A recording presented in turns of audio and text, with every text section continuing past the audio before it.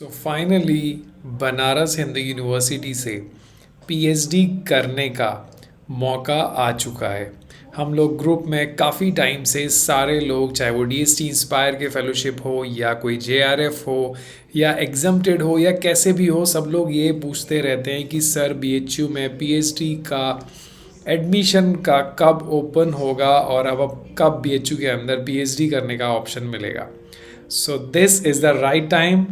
तो चलिए देखते हैं क्या है एलिजिबिलिटी, कौन से हैं डिपार्टमेंट, कौन लोग एडमिशन लेंगे, कैसे लेंगे, ये सारी चीज़ें स्टेप्स ध्यान से सुनना, otherwise this will be a problem in your application.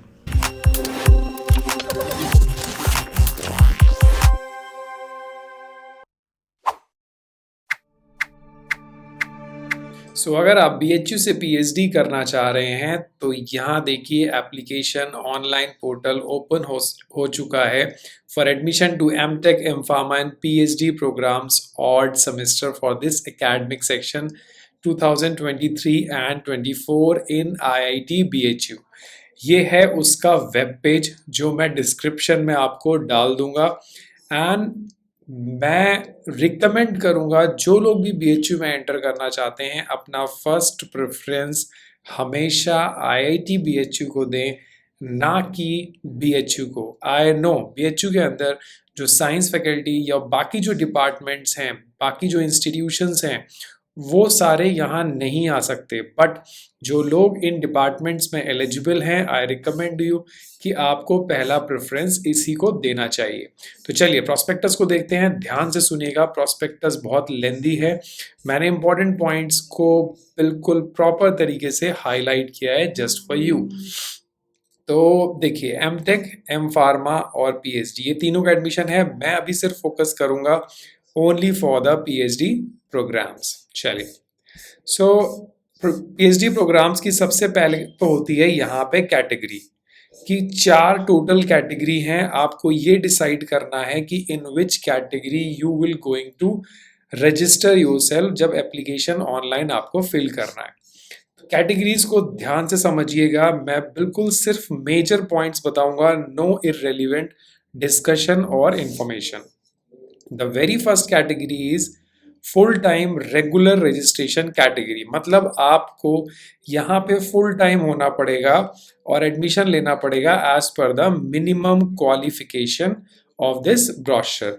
तो डिपेंड करता है कि आप किस बैकग्राउंड में एडमिशन लेना चाहते हैं। If you want to take admission in PhD in engineering then these are the eligibility. If you want in pharmacy then these are the eligibility, in science faculty, in humanistic studies, architect, planning या फिर interdisciplinary programme, ये सारे हैं। अब मैं सबसे important और सबसे मेजर आपको बता देता हूं, यहाँ पे या तो आपने कर रखा हो मास्टर्स या फिर कर रखा हो बैचलर्स। यस, अगर आपने मास्टर्स और बैचलर्स कुछ भी कर रखा है आप एलिजिबल हैं यहाँ पे एडमिशन लेने के लिए। अगर आपके पास मास्टर्स की क्वालिफिकेशन है तो आपका 60% होना बहुत ज़रूरी है। और अगर आपका बैचलर्स हो रखा है उस पर्टिकुलर डिपार्टमेंट में, लेट्स से इंजीनियरिंग की बात करूं, तो आपने बैचलर्स अगर इंजीनियरिंग में कर रखा है तो आपका 75% होना बहुत ज़रूरी है। तो मास्टर्स है तो 60% और बैचलर्स है तो 75%। मैं सारे पॉइंट्स बहुत ही स्पेसिफिकली बताऊंगा, उसके बाद भी कोई प्रॉब्लम होती है तो you can discuss on the Telegram group, comment section में बताना, सारे डाउट्स क्लियर हो जाएंगे। सेकेंड इंपॉर्टेंट थिंग, अगर आपने बैचलर्स कर रखा है और आपका 75% नहीं है, आपका 70% है, तो फिर आपको 2 साल का एक्सपीरियंस चाहिए, प्रोफेशनल एक्सपीरियंस चाहिए, और आपका जो बैचलर्स है वो सेंट्रल गवर्नमेंट इंस्टीट्यूट से फंडेड होना चाहिए, प्राइवेट कॉलेज नहीं चलेगा। तो बस ये 3 पॉइंट्स हमेशा याद रखिए। अगर आप मास्टर्स हैं तो 60% मार्क्स, बैचलर्स हैं और पीएचडी करना चाह रहे हैं और 75% मार्क्स हैं तो और कुछ भी नहीं चाहिए। बट अगर 75% नहीं है तो आपके 70% भी हैं तब भी चलेगा, बट आपका 2 साल का एक्सपीरियंस और आपको सेंट्रली गवर्नमेंट से फंडेड इंस्टीट्यूट ही होना चाहिए।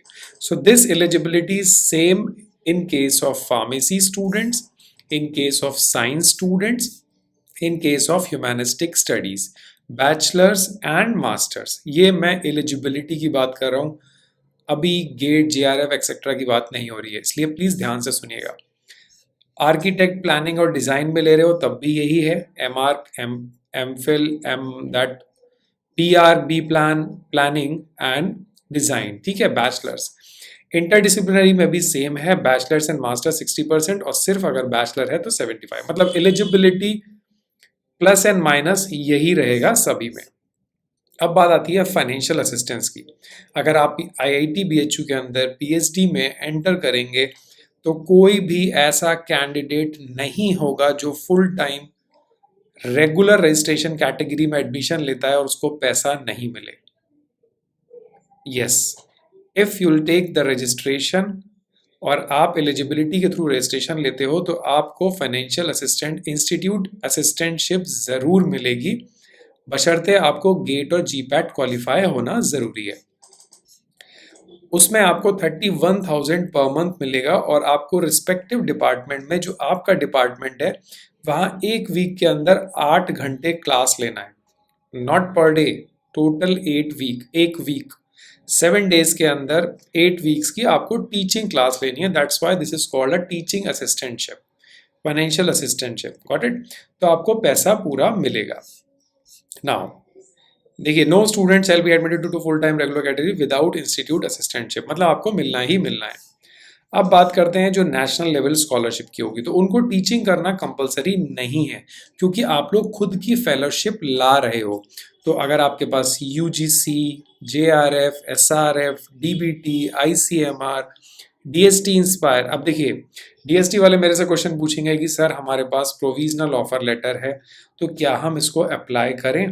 सो मैं रिकमेंड करूंगा कि आप अप्लाई करो एप्लीकेशन फॉर्म, ज़्यादा से ज़्यादा वो रिजेक्ट होगा, बट इस चीज़ का मैं कंफर्मेशन करके आपको बता दूंगा कि जो DST inspire fellowship provisional offer वाले हैं वो अप्लाई कर सकते हैं कि नहीं। बट आपको मुझे कमेंट करना पड़ेगा कि कितने लोग इस क्वेश्चन का आंसर चाहते हैं, आप मुझे बताओगे, I will get back to you, okay. तो सारे लोगों का इंटरव्यू होगा, ऑनलाइन एप्लीकेशन होगा और उसके बाद आपका फाइनल रजिस्ट्रेशन होगा। अब देखिए ये दूसरी कैटेगरी है, full time external registration category, मतलब आप फुल टाइम काम करोगे मगर एक्सटर्नल, नॉट इंटरनल। जैसे कि आप किसी और इंडस्ट्री, किसी इंस्टीट्यूट में बाहर काम कर रहे हो, आप रजिस्ट्रेशन लोगे यहाँ पे मगर आपको फुल सैलरी मिलेगी, बट आपको सारा रिसर्च का काम, सारा PhD का काम जिस ऑर्गेनाइजेशन में आप अभी काम कर रहे हैं वहीं करना है। That is why full time external, registration कहाँ, IIT में, बट काम कहाँ, बाहर। पैसा कौन देगा, जहां पे आप काम करोगे, मगर कोर्स वर्क के लिए आपको यहाँ आना पड़ेगा।